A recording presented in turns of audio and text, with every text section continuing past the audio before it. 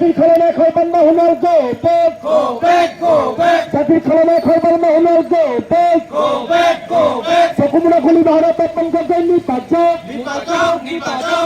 আজি সামগ্ৰী জ্যেষ্ঠ নাগৰিক সন্মিলনৰ উদ্যোগত আৰু বিভিন্ন জাতীয় জনগোষ্ঠীয় সংগঠনৰ সহযোগত আজি আমি বিক্ষোভ কাৰ্যসূচী লোৱা হৈছে।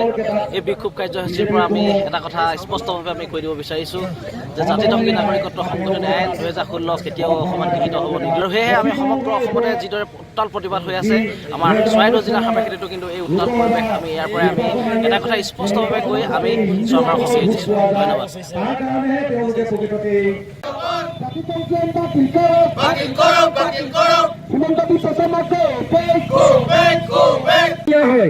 আমাৰ অসমীয়া জাতি আমি নিজেই গঢ়িছো।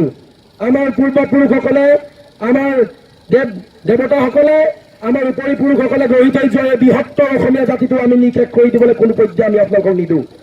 আমাৰ তেজ থকালৈকে, শেষ বিন্দু তেজ আমাৰ শৰীৰত থকালৈকে আমি যুদ্ধ কৰি যাম।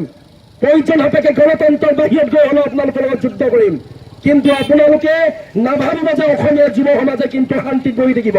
আপোনালোকে নাভাবিব কেতিয়াও আপোনালোকে অসমীয়া জাতিটো যে দুৰ্বল হৈ গৈছে, অসমীয়া জাতিৰ যে অসমীয়া মানুহখিনিয়ে যে আপোনালোকৰ যে যি আপোনালোকৰ চৰিত্ৰ, আপোনালোকৰ যি ভাৱমূৰ্তি, আপোনালোকৰ যি ৰাইজক প্ৰলোভন দিয়া নীতি, তাত যে আমি লোপ গৈ যে আপোনালোকৰ পক্ষত থাকি কাম কৰিম, আপোনালোকে ভুলতো নাভাবিব।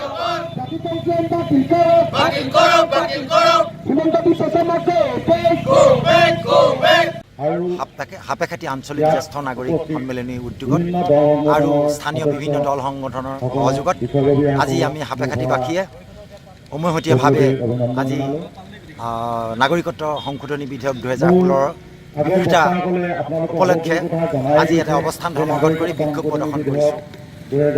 আৰু ইয়াতে আমি মানে বৃদ্ধসকলো আজি ওলাই আহিব লগা হৈছে। আমাৰ অসমত ইমান প্ৰতিবাদ হৈ আছে, মাহ জুৰি প্ৰতিবাদ হৈ আছে। এই প্ৰতিবাদৰ প্ৰতি চৰকাৰে কোনো ধৰণৰ কাণসাৰ দিয়া নাই। কাণসাৰ নিদিয়াৰ কাৰণে আমি বয়সস্থ লোকসকলেও নিজৰ বিচনা এৰি, ঘৰ এৰি আজি ৰাজপথলৈ ওলাই আহিব লগা হৈছে। আৰু আমি জ্যেষ্ঠ নাগৰিকসকলে আহ্বান জনাইছোঁ চৰকাৰৰ সন্মতি হওক। আজি আমাক বিভিন্ন ধৰণে মানে বুজাব বিচাৰিছে যে কোনো জাতি মাটিৰ কোনো ধৰণৰ ক্ষতি নহ'ব।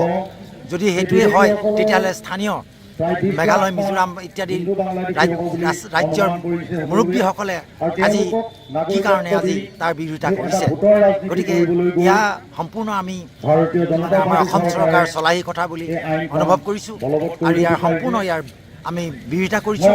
আৰু যাতে ৰাজ্যসভাত ইয়াক গ্ৰহণ নকৰে, তদুপৰি এইখন যাতে সম্পূৰ্ণ বাতিল কৰে, তাৰে আমি চৰকাৰলৈ আমি পুনৰবাৰ আহ্বান জনাইছোঁ।